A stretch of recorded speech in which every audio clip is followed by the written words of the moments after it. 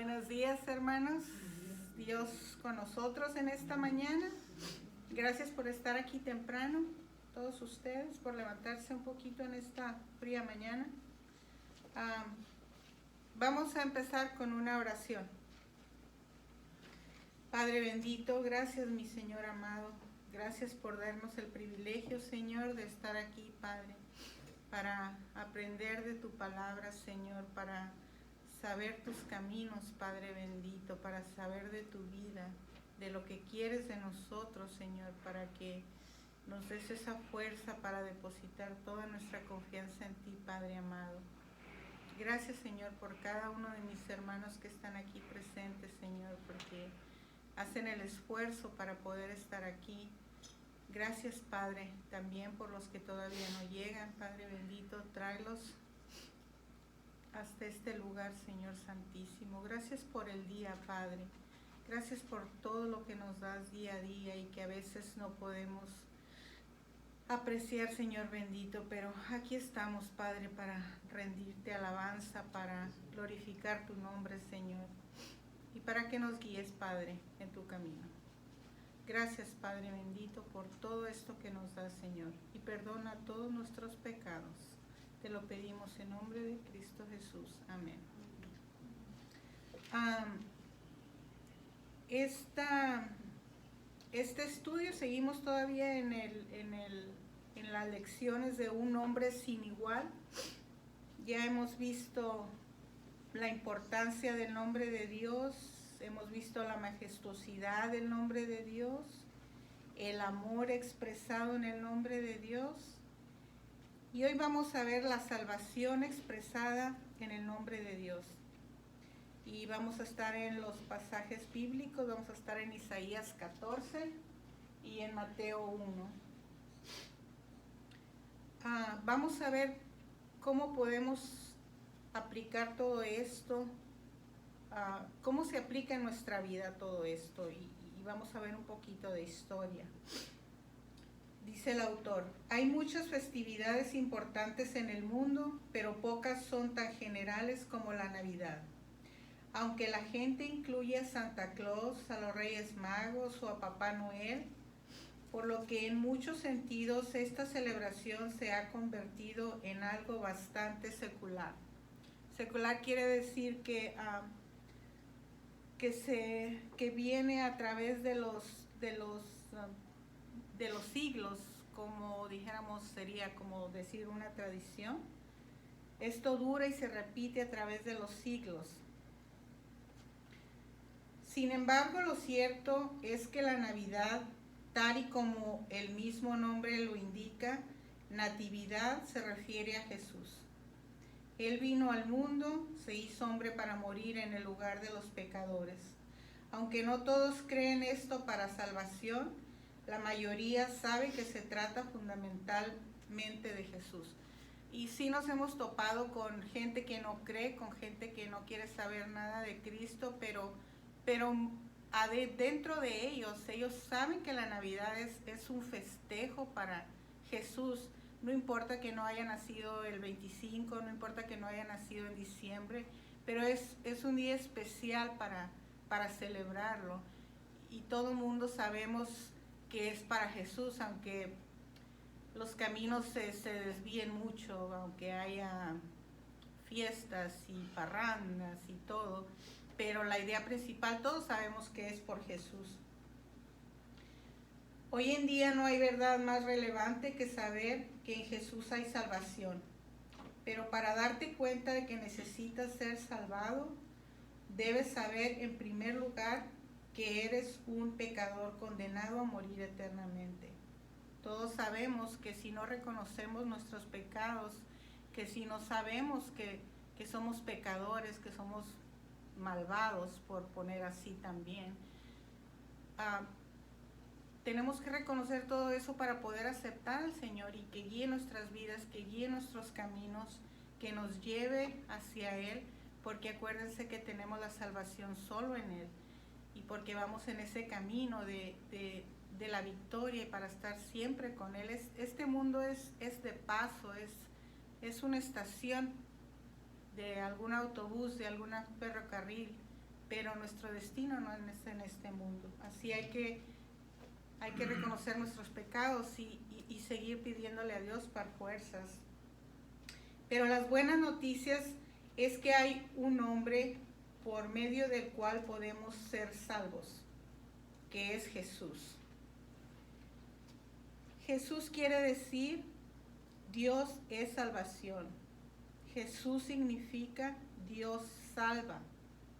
Ya por lo tanto, hermanos, el solo nombre de Jesús ya es en sí mismo una oración de invocación o de acción de gracias. Con el solo mencionar su nombre ya estamos haciendo una invocación para Él, para alguna ayuda o para alguna acción de gracias.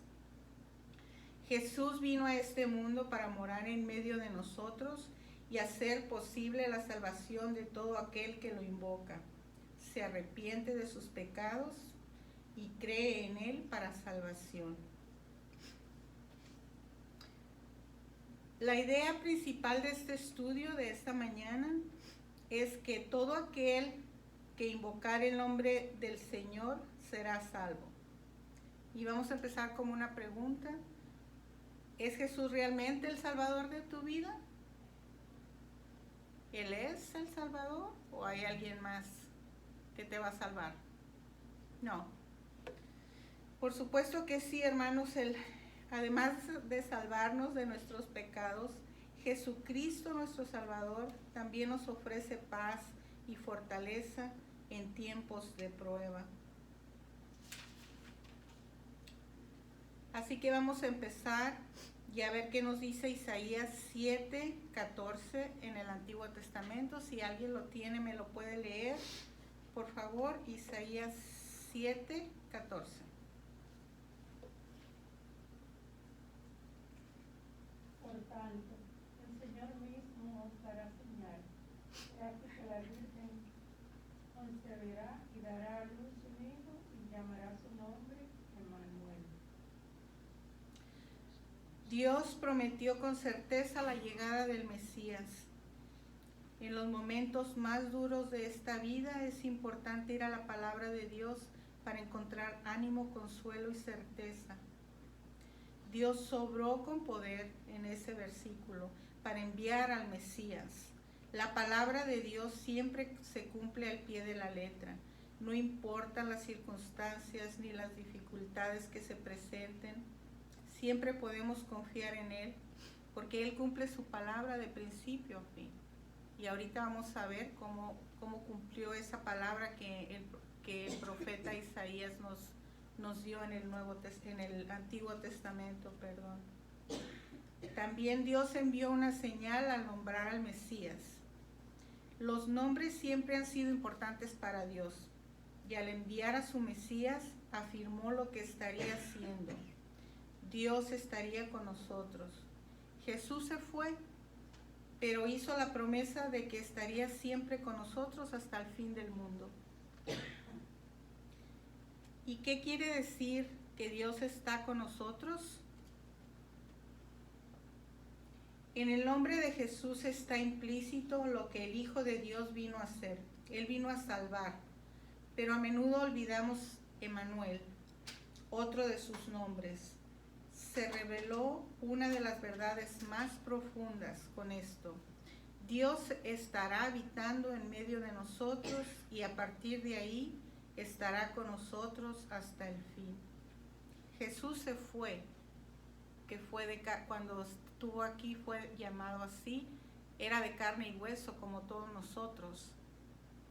Se fue, pero dejó Emmanuel, que Él sigue estando en medio de todos nosotros. Por lo tanto, el Señor mismo os dará señal.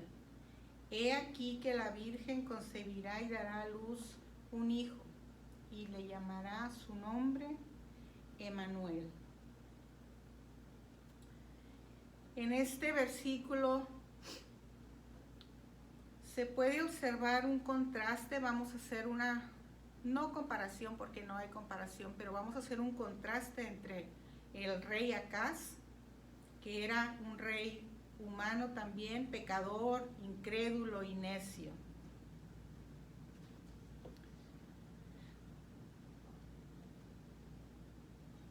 cumpliendo así, y el rey que nacería para dar esperanza.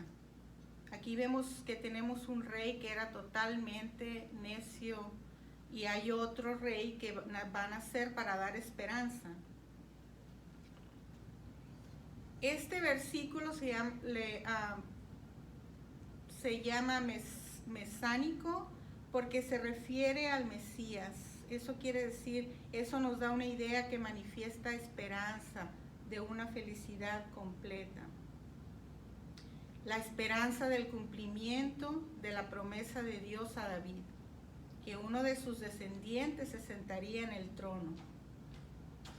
Aunque era difícil visualizar con el rey Acaz, que se rehusaba a creer en Dios ante la afrenta de sus enemigos. Isaías 7 comienza mencionando a Acaz como rey de Judá. Lo que sucedía era una situación apremiante. El rey de los arameos y el hijo del rey de Israel subieron contra Israel. Entonces dieron aviso a la casa de Judá, pero sería que si derrotaban a Acaz, entonces estaría en juego el linaje de David y la promesa de Dios. El rey de Judá, en lugar de buscar a Dios primero y depender de él, se preocupó en extremo. Entonces el Señor habló al profeta Isaías para que animara y consolara al rey con estas palabras. Dios le estaba dando todavía oportunidad a Acaz, le estaba poniendo caminos a seguir, lo estaba aconsejando. Acaz no quería saber nada de Dios. Y estamos hablando de él porque es descendiente de David, y por decir que ahí entonces si Acaz hace todo eso y muere y no va a haber nada, entonces ¿qué pasa con la promesa que Dios le hizo a David? Le habló al profeta Isaías para que animara y consolara al rey con estas palabras. Estate alerta y ten calma, no temas ni desmaye tu corazón ante estos dos cabos de tizones humeantes. Y se estaba refiriendo a los dos hombres que habían subido en contra de él. La historia de Acaz, si no la han leído, vayan y léanla, empiecenla, está en Isaías 7. Es muy interesante ver todo el contraste y todo lo que este rey hizo. El Señor le aclaró que no le importaba lo poderosos que fueran, que ellos no tenían éxito. Él estaba en control y no tenían futuro. Pero Acaz rechazó la palabra de Dios por medio del profeta y rehusó confiar a Dios o hacer lo que Dios le pedía que hiciera. Cuánta necedad vemos, hermanos, en todo esto, y es lo que también nos está pasando a muchos de nosotros, que Dios nos habla, Dios nos guía, y a veces por nuestro orgullo, por nuestras malas amistades, si se puede decir, no queremos saber nada de Dios y hacemos lo que según nosotros nos parece lo mejor, pero eso es una necedad que estamos haciendo, porque no nos gusta que nos guíen, que nos manden, pero no sabemos que por ese camino estamos perdiendo nuestra salvación. Una y otra vez Dios ha estado dispuesto a salvar y a rescatar. De hecho, aquí Dios tuvo la iniciativa de hablar con Acaz, pero el rey no quiso atender, no puso atención a la palabra del Señor, y aunque sus palabras sonaron piadosas, él no quiso creer. Él hizo lo que le dio su gana, prefirió tomar cartas en el asunto, así que rechazó todas las señales que Dios le dio. Pero Dios le dio una señal del cumplimiento futuro de su palabra. Un día sucedió algo sorprendente. Una virgen iba a concebir y dar a luz a un hijo. Este sería Dios mismo, el Hijo de Dios y el Hijo de David, que sería el verdadero rey que vendría a hacerlo todo nuevo. Esta sería la señal que todos verían y por medio del cual Dios traería salvación al mundo. El nombre de este niño sería una ilustración más de lo que Dios vendría a hacer, que sería Dios está con nosotros. Él vendría a habitar en medio de nosotros para traer salvación. Se fijan que ya desde que Dios mandó a su Hijo, Él ya tenía su nombre, tenía todo su plan, como lo tiene también para cada uno de nosotros. Dios sabe a dónde vamos, Dios sabe nuestros corazones, tiene un plan para nosotros, pero tenemos que obedecerlo. Ahora nos vamos a ir al Nuevo Testamento y vamos a estar en Mateo 1. En Mateo 1, 18 al 21. Y si alguien me puede leer del 18 al 21 nada más. Amén. El nacimiento de Jesucristo fue así. Estando desposada María, su madre, con José, antes que se juntasen, se halló que había concebido del Espíritu Santo.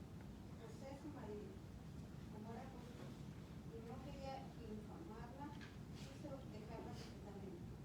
Y pensando él en esto, he aquí un ángel del Señor le apareció en sueños y le dijo: José, hijo de David, no temas recibir a María tu mujer, porque lo que en ella es engendrado del Espíritu Santo es.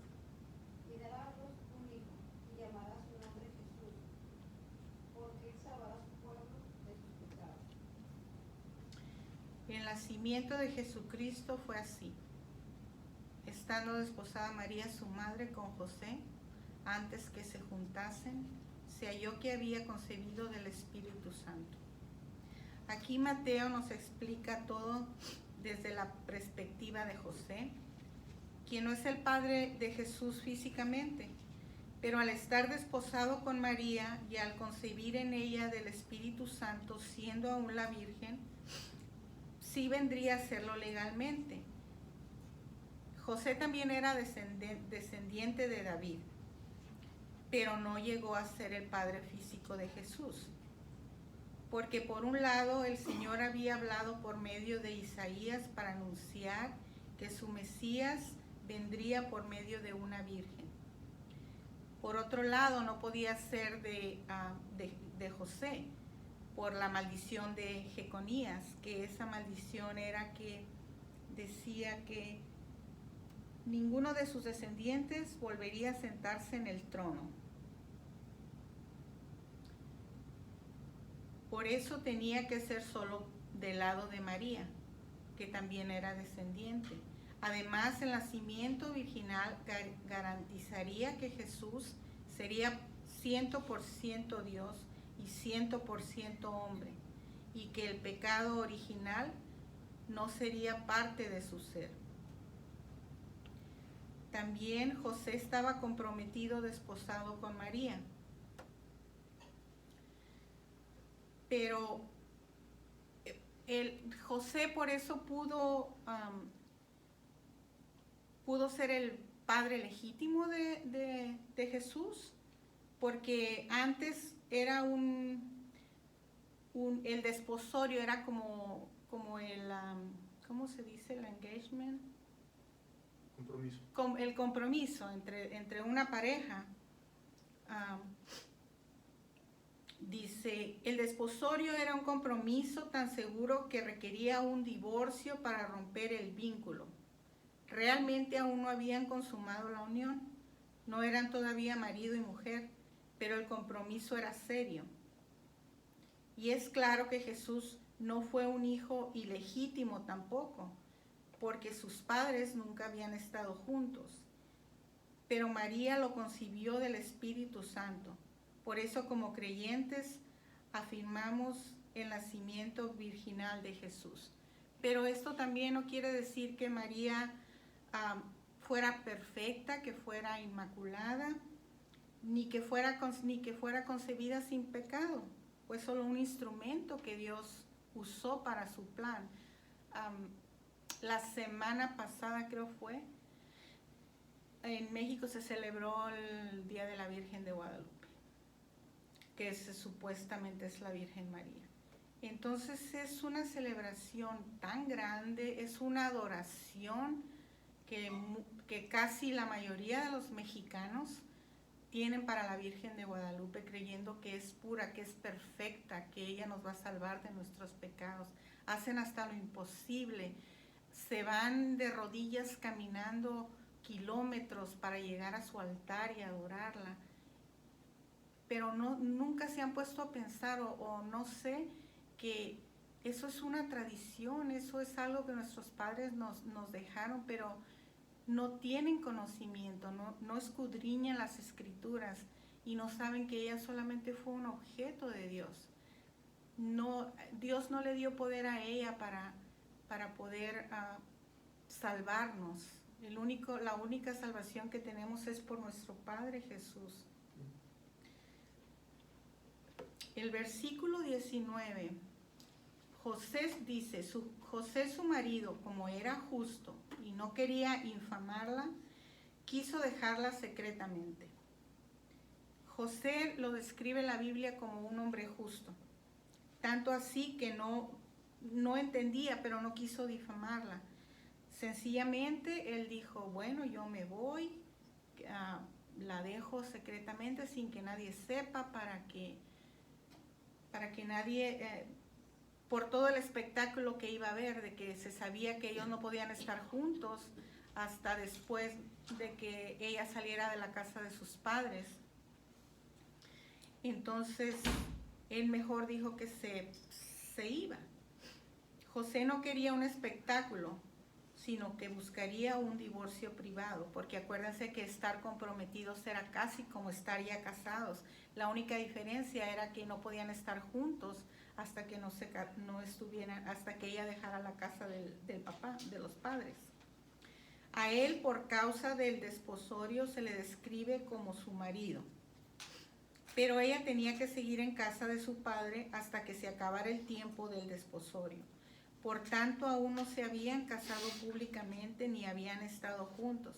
Entonces se imaginan todo la habladuría que iban a hacer contra Jesús, contra José, contra la familia de María.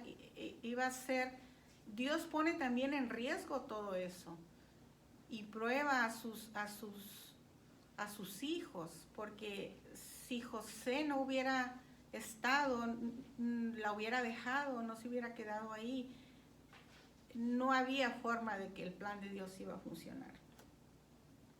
El versículo 20 dice, y pensando él en esto, he aquí un ángel del Señor le apareció en sueños y le dijo, José, hijo de David, no temas recibir a María tu mujer, porque lo que en ella es engendrado del Espíritu Santo es.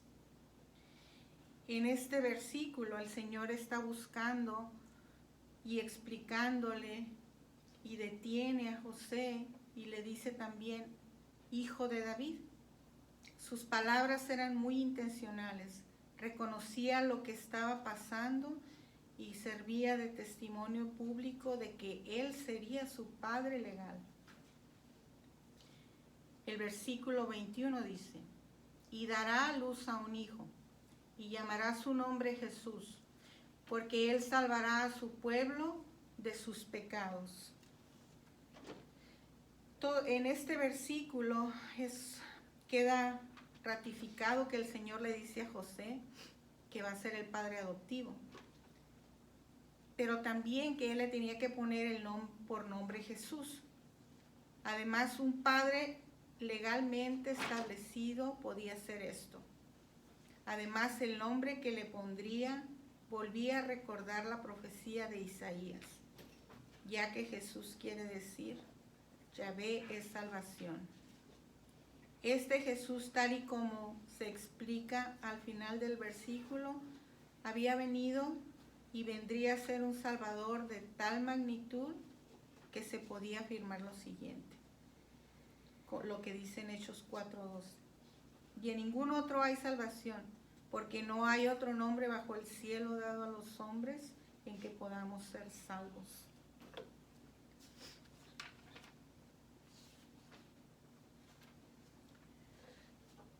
Dios no quiso obrar grandemente para enviar a Jesús a salvarnos. Dios obra de manera increíble, tanto para mostrar su poder y soberanía como para fortalecer nuestra fe. Él decidió usar medios humanos para hacer algo que nunca había sucedido. Dios se hizo carne y habitó en medio de nosotros.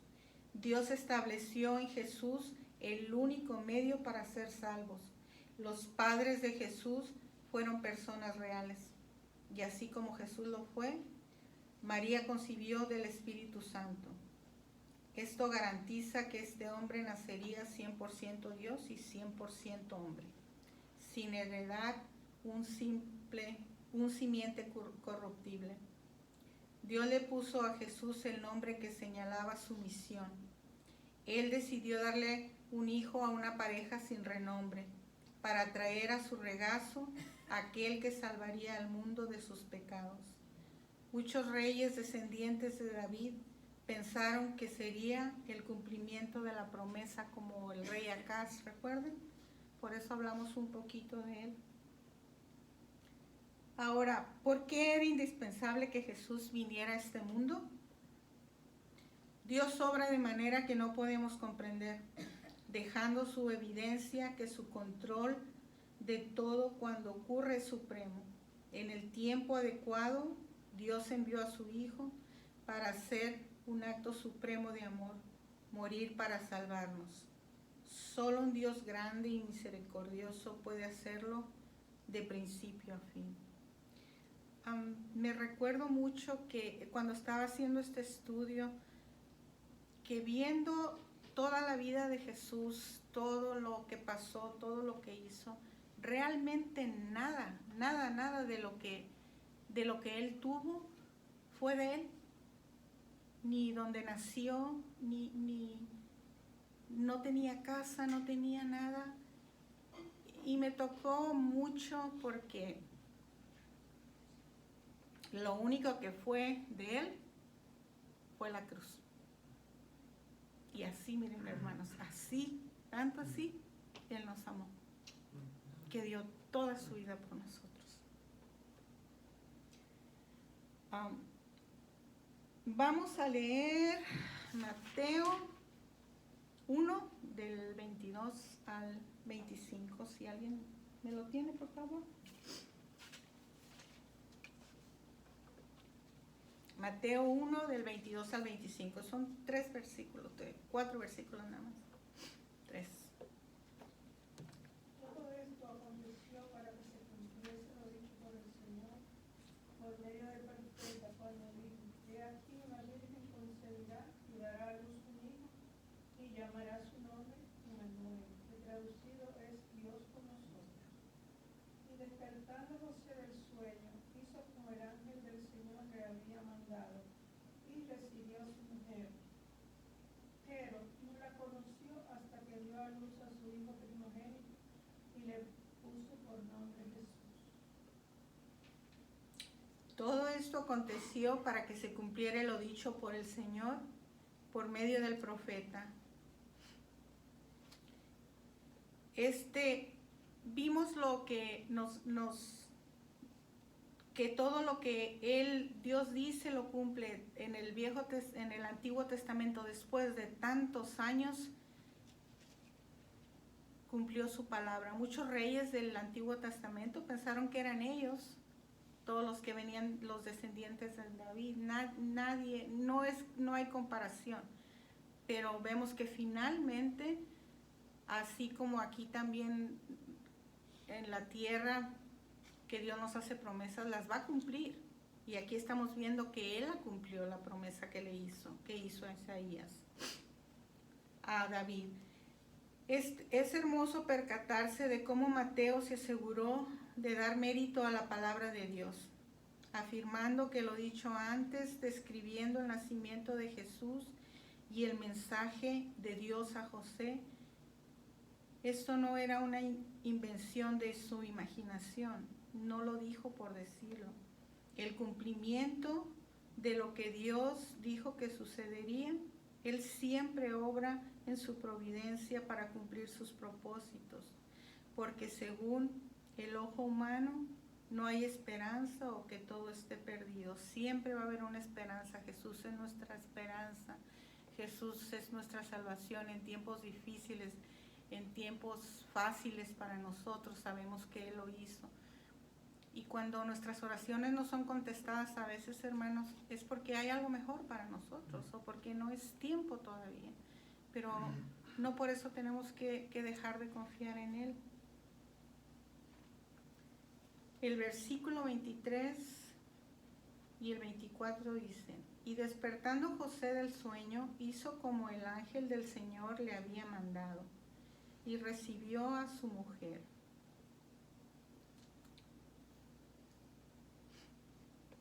Dios había hablado por medio de Isaías su profeta, contrastando al Mesías prometido, ese rey davídico que vendría a hacer lo que Dios le encomendó hacer y que el resto de los reyes nunca hubieran podido hacer. Era Dios, todo esto no fue una casualidad, era Dios cumpliendo su palabra. José estaba recibiendo una revelación de Dios para hacerle saber que las palabras de Isaías años atrás estaban cumpliéndose ante sus ojos. María daría luz a un hijo sin haberla conocido, sin haber estado juntos ellos como esposa. Dios les estaba dando un hijo y le encomendaba a José que fuera su padre legal.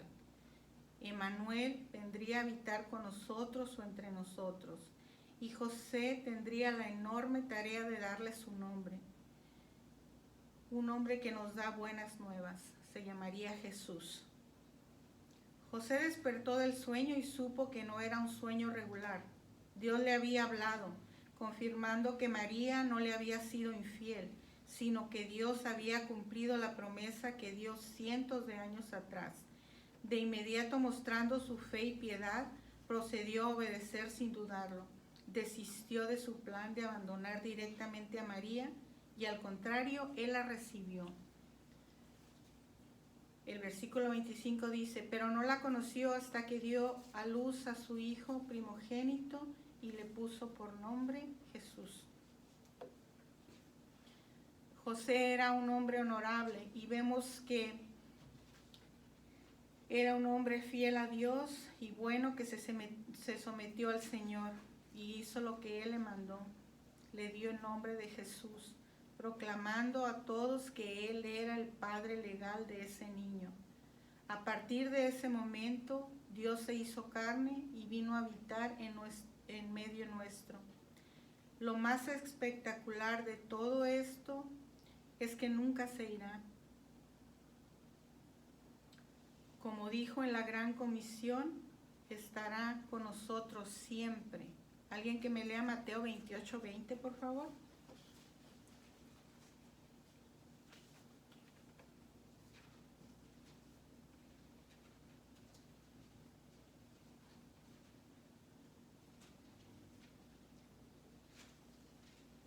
Bueno, si nadie lo tiene, se los leo yo. Enseñándoles que guarden todas las cosas que os he mandado. Y he aquí yo estoy con vosotros todos los días hasta el fin del mundo. Esa es una promesa y una afirmación que Dios tiene para nosotros. Y si cumplió su promesa de traer un nuevo Salvador, ¿por qué no va a cumplir la promesa de que estará con nosotros hasta los días del mundo, hasta el fin? Además, Emmanuel no solo implica que vino a vivir con nosotros un tiempo, sino que vive entre nosotros. ¿Alguien tiene Gálatas 2:20, por favor?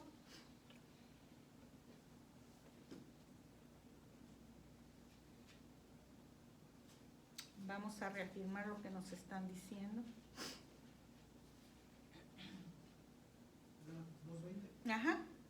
Con Cristo estoy juntamente crucificado y ya no vivo yo, mas vive Cristo en mí. Y lo que ahora vivo en la carne, lo vivo en la fe del Hijo de Dios, el cual me amó y se entregó a sí mismo por mí. Amén. En Él es en quien nosotros tenemos toda nuestra esperanza, hermanos, en Dios. En Colosenses 1:7 dice: y Él es antes de todas las cosas, y todas las cosas en Él subsisten. Él es un Cristo eterno, hermanos. Tenemos que seguir apoyándonos en Él. Y vamos a hacer una última pregunta, que es, ¿por qué era tan importante que Dios cumpliera su palabra? Es una bendición para el creyente reconocer que Dios nunca ha fallado sus promesas en su palabra.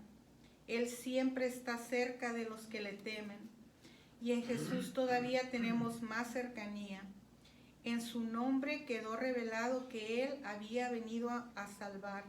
Y Él mismo dijo que estaría con nosotros hasta el fin del mundo, y así va a ser. Así que, hermanos, vamos a confiar en Dios, en ese Dios que quiere ser hallado, que quiere salvar, que está cerca a aquellos que son suyos y le temen. Pero tenemos una tareita también nosotros que hacer para Él. Debemos proclamar el nombre de Jesús, quién es Él y lo que hace a toda la humanidad. Sí, en su nombre hay salvación. No dudemos nunca de abrir nuestra boca para darlo a conocer en todas las naciones. Debemos consolar a otros también, sabiendo que Jesús nunca falla y que Él siempre cumple su palabra. Entender esto nos va a ayudar a reconocer que otros necesitan saber lo que a nosotros nos mantiene firme. Hay que compartirlo con los demás, hermanos. Debemos motivar que otros crean en Jesús, depositando su confianza en Él, en un mundo en el que abundan la infidelidad y las desilusiones. Dios ofrece salvación, cercanía y vida eterna. Dios mismo se ha revelado como un Dios que salva y que se goza en hacerlo. Todo lo que tenemos que hacer es venir a Él, hermanos, con la humildad, reconociendo quiénes somos nosotros y quién es Él y lo que ha hecho por nosotros. No estamos solos ni vamos a estar solos si verdaderamente somos hijos de Dios. Amén, hermanos, y que Dios me los bendiga.